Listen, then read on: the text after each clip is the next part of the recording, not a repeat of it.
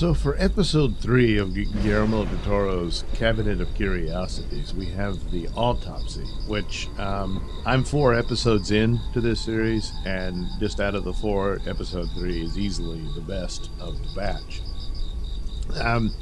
In that some of it's obvious in the outcome, but it's just a more compelling narrative and details within the characters and performances. And it also demonstrates how you deliver justice to a character that you're demonstrating is a true villain through the story, in which I talked about, these anthology shows, and Twilight Zone being easily the best of all time, where it would deal with this sort of the scenarios that deliver some amount of justice to absolutely villainous people. Or characters, rather. And such is the case here. It starts off with and it's a bit long in the development, I think, even though it's kind of obvious, and that's the obvious part about what's going on here.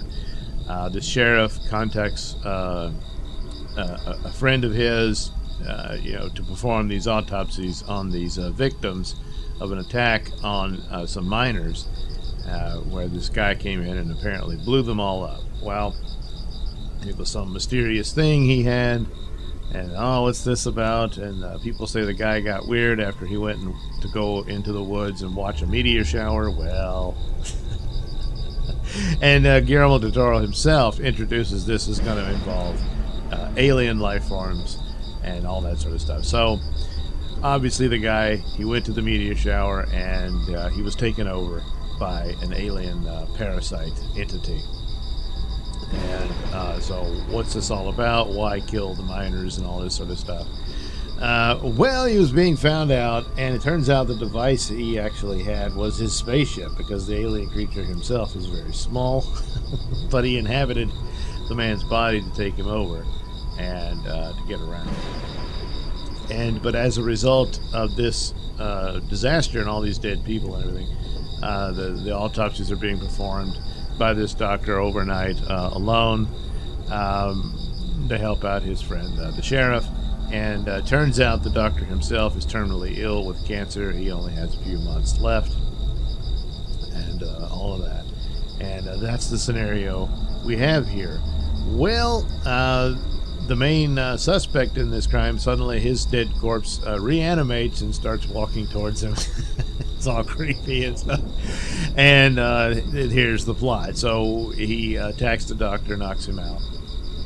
The doctor wakes up on the exam table, completely nude, with the other guy taking his clothes off. Oh no, where's this going?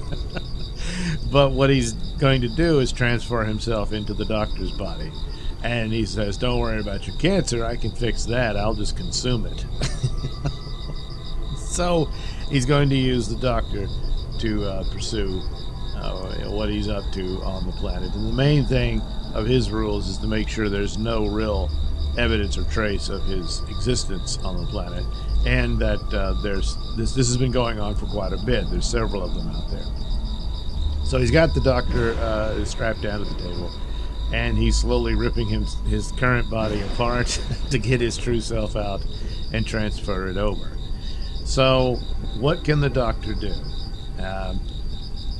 Here he is. He's just, he's going to be taken over by this entity, and he's a threat to humanity and all this stuff. So he realizes if he damages his body, it's no good for him. So,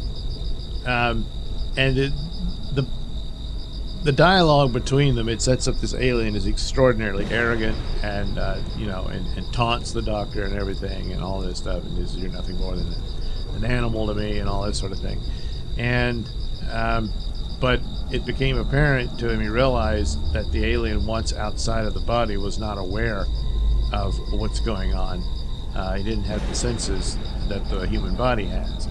So it's really, really horrible, but it's the only option the doctor had. He manages to grab a scalpel from the table while he's laying there, and he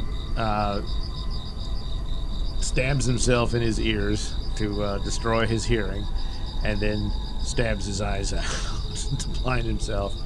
and then slits his throat.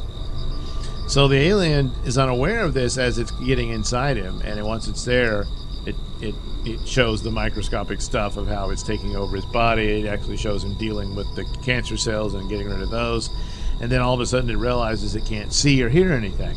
It's like, what's going on? But he can hear the thoughts of the doctor, and he also revealed that the previous guy who had died, he wasn't dead. He could still think, and he realized all this horrific stuff was happening, but he was powerless to do anything. But the doctor had figured it out, and so he said that, yeah, you're trapped. You can't see anything. Oh, I can still move, and so he does. He says, yeah, but I took care of that as well, because when he sits up, the blood starts to come out of his throat, so he only had minutes of life left in that body, and he was stuck inside it.